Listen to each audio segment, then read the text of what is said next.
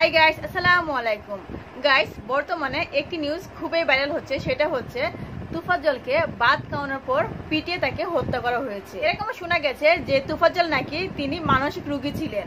এখন প্রশ্ন হচ্ছে, আসলে কে অসুস্থ, তুফাজ্জল নাকি আমরা? গাইস, তুফাজ্জল ছিলেন আপনজন হারা একজন মানুষ। তার বাড়ি ছিল বরগুনা জেলার পাথরঘাটা উপজেলার কাটালতলী ইউনিয়নে। মূলত শোনা যায় তিনি প্রেম গঠিত ঘটনায় তার মানসিক ভারসাম্য হারিয়ে যায়। তুফাজ্জলের বাবা 2016 সালে দুর্ঘটনায় মারা যান এবং তার মা 2019 সালে ক্যান্সার রোগে আক্রান্ত হয়ে মারা যায়। এরপর তুফাজ্জলের একজন বড় ভাই ছিল, তিনি ছিলেন পুলিশ কর্মকর্তা।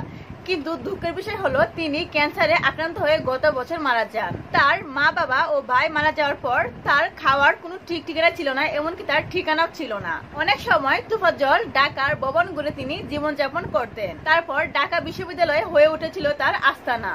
প্রায় অন্যান্য দিনের মতো তুফাজ্জল বিশ্ববিদ্যালয়ের ক্যাম্পাসে যান। তখন ফজলুল হক হলের ছাত্ররা সেখানে খেলা করছিলেন। খেলার কিছুক্ষণ পরে কয়েকজন শিক্ষার্থী বলে যে তাদের মোবাইল ফোন নাকি চুরি হয়ে গিয়েছে। তখন তারা তুফাজ্জলকে সন্দেহ করে তাদের অতিথি কক্ষে নিয়ে যায় এবং সেখানে তারা প্রচুর পরিমাণে তুফাজ্জলকে তারা মারধর করেন। মারধরের কিছুক্ষণ পরে তারা তুফাজ্জলকে তরকারি দিয়ে ভাত খেতে দেয়। তারপর আগের কক্ষ থেকে অন্য কক্ষে নিয়ে আবার তুফাজ্জলকে মারধর শুরু করেন। আর খেতে খেতে যখন তুফাজ্জল জ্ঞান হারিয়ে ফেলেন, তখন বিশ্ববিদ্যালয়ের প্রশাসন তাকে হাসপাতালে না গিয়ে থানায় নিয়ে গিয়েছিল। কিন্তু দুঃখের বিষয় হলো থানা থেকে তুফাজ্জলকে হাসপাতালে নেওয়ার আগেই তিনি মারা যান। গাইস, শিক্ষার্থীরা তুফাজ্জলকে মারার পর এমনকি তুফাজ্জলের যে মামাতো বোন রয়েছে আসমা আক্তার, তাকে ফোন দিয়ে বলে যে তুফাজ্জল চুরি করে ধরা পড়েছে, এখন তাদেরকে 35,000 টাকা দিলে তারা তুফাজ্জলকে ছেড়ে দিবে। কিন্তু ভিউয়ার্স, এদিকে তো তুফাজ্জল মারা গিয়েছে। তখন তুফাজ্জলের মামাতো বোন আসমা আক্তার বলে যে আপনারা তুফাজ্জলকে মারবেন না, তিনি ভারসাম্যহীন, যদি সে চুরি করে থাকে তাহলে তাকে থানায় নিয়ে যান। গাইস, এসব কথা শুনে অবশ্যই আপনার মনে প্রশ্ন জাগবে যে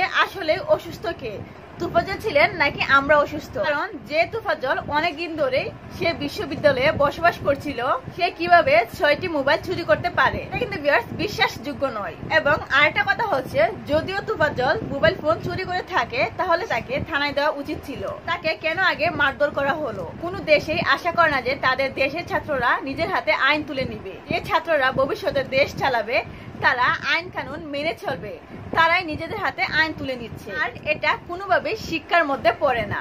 ভিডিওটি এই পর্যন্তই। অবশ্যই আপনার মতামত কমেন্ট করে জানাবেন এবং ভিডিওতে লাইক দিয়ে চ্যানেলটি সাবস্ক্রাইব করে আমাদের পাশেই থাকবেন।